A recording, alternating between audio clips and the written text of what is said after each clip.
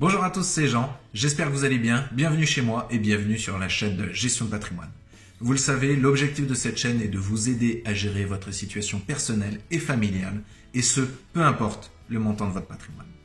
Alors aujourd'hui, vous allez me dire, enfin Jean, on rentre dans le concret. Et oui, on va rentrer dans le concret, puisqu'on rentre dans une série de présentations de cas pratiques, c'est des cas réels que j'ai eu de clients qui sont venus me voir avec des questions très précises. Donc n'hésitez pas à rester jusqu'à la fin de la vidéo, parce qu'à la fin de la vidéo, on va donner la réponse au cas particulier que je vais vous présenter de monsieur et madame Pierre, qui avaient une problématique, c'était de protéger le conjoint. Donc voilà, n'hésitez pas à rester jusqu'à la fin de la vidéo, n'hésitez pas à partager et liker cette vidéo, et on se retrouve tout de suite.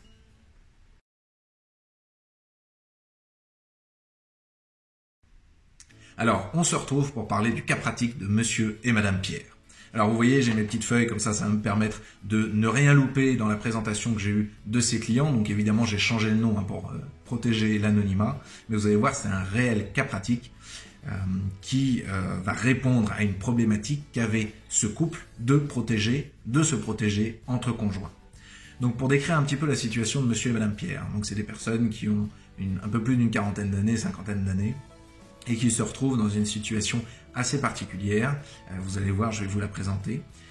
Donc c'est un nouveau couple formé, puisque avant ils étaient déjà mariés, ils ont chacun un enfant majeur qui ne vit plus à leur domicile.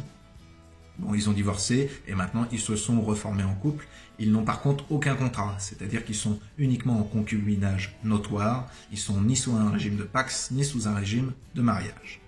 Alors la particularité de ce couple, c'est que madame est la seule propriétaire de leur résidence principale, puisque c'est la résidence qu'elle avait acquis précédemment, et monsieur est venu la rejoindre dans la résidence principale. Donc madame est propriétaire de la résidence principale. Il n'y a pas de testament particulier, et je répète que chacun a un enfant majeur qui ne vit pas dans leur résidence. Alors pour reprendre les cas particuliers, ce qu'on va faire, c'est qu'on va évoquer le cas du décès de monsieur, puis celui du décès de madame. Donc en cas de décès de monsieur, là, pas de difficulté particulière. On va à chaque fois parler du point de vue fiscal et du point de vue civil. Donc du point de vue fiscal, monsieur a un enfant qui va bénéficier d'un abattement de 100 000 € lors du décès de monsieur sur la succession de monsieur. Et d'un point de vue civil, rien de particulier, tout ce qui appartenait à monsieur va à son enfant. Et après, étant donné qu'il n'y a pas de testament, l'ensemble de la quotité disponible va aussi à l'enfant.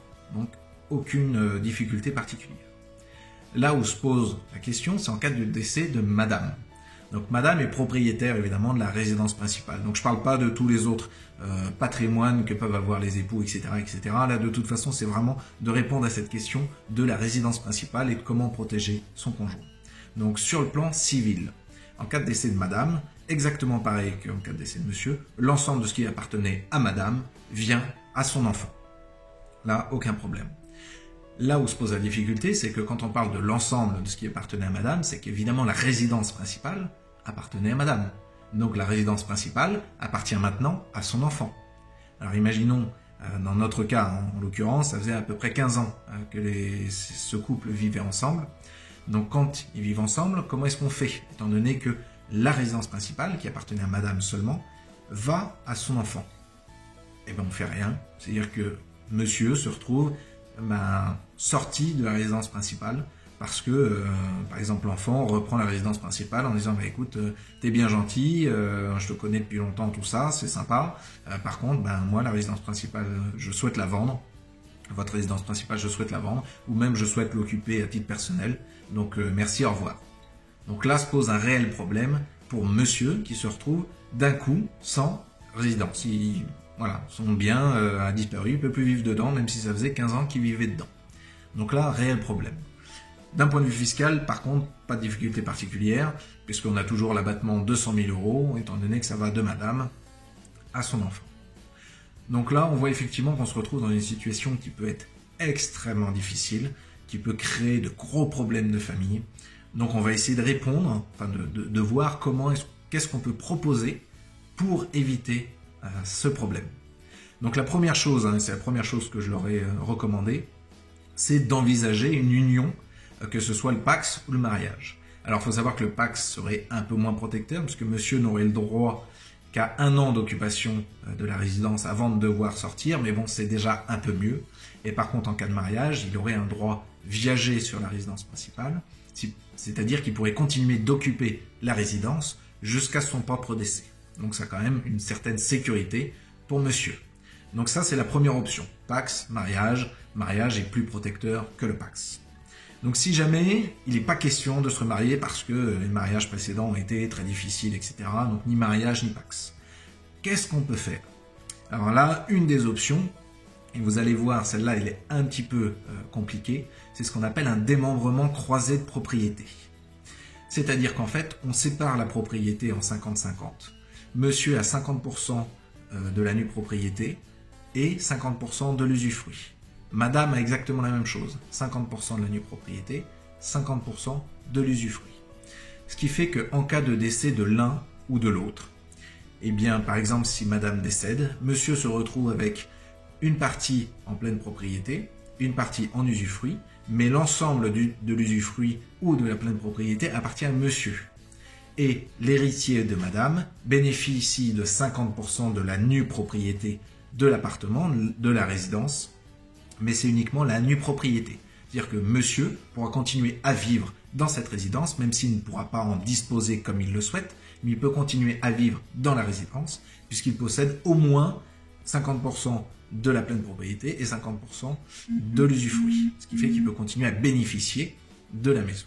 Donc ça peut être une option qui est extrêmement intéressante, même si elle est assez complexe à mettre en œuvre et que elle peut avoir certaines difficultés dans la partie exécution, parce que l'enfant n'aura que la nue propriété, donc ça peut causer un peu de soucis. Notamment, il faut s'assurer qu'il puisse bénéficier de sa réserve héréditaire, donc ça n'entame pas sa réserve héréditaire. Mais ça peut être une option intéressante, donc à réfléchir. L'autre option, c'est que monsieur achète 50% des parts de madame. Donc monsieur et madame se retrouvent en indivision sur le bien à 50-50. Donc évidemment, il faut qu'il ait les moyens. Alors ça a le mérite de laisser 50% de la pleine propriété à monsieur. En cas de décès de madame, ses parts devraient aller à son enfant. Donc là, il se retrouve en indivision avec l'enfant de madame. Donc la situation n'est pas idéale. Il pourrait s'arranger peut-être pour essayer de racheter les parts ou de verser une compensation, une récompense ou une soulte pour pouvoir bénéficier de l'ensemble de la propriété de la résidence principale. Donc cette option de se retrouver en indivision parce que monsieur a acheté une partie de la maison, elle n'est pas non plus idéale. Donc voilà, vous avez compris la manière de se protéger dans ces cas-là. L'idéal, ce serait un Pax ou un mariage. Et dans les autres cas, il y a peut-être le démembrement qui peut être intéressant. Et sinon, l'indivision. Mais évidemment, il faut que monsieur garde des moyens financiers pour pouvoir racheter les parts qui sont censées aller à l'enfant. Donc voilà, la situation idéale, je dirais que c'est plutôt le plus facile, Pax ou mariage. Là, en l'occurrence, ils étaient plutôt disposés à se marier, donc ça a été plutôt facile à traiter. Alors, juste pour vous expliquer les différentes options aussi, si jamais vous voulez que votre conjoint, votre concubin, puisse bénéficier d'une partie de votre héritage, c'est de pouvoir faire un testament. Donc là, si jamais vous faites un testament, et madame, dans son testament, dit que la résidence, elle attribue la résidence à monsieur. C'est possible, c'est tout à fait possible. Il faut juste que cette valeur de résidence qui est attribuée à monsieur n'entame pas la réserve héréditaire de l'enfant. Si ça n'entame pas la réserve héréditaire de l'enfant, aucun problème, vous pouvez donner votre partie de résidence principale ou votre résidence principale à monsieur. Il faut juste savoir qu'étant concubin, il est considéré comme étranger. C'est-à-dire vous n'avez le droit qu'à un abattement de 1 594 €.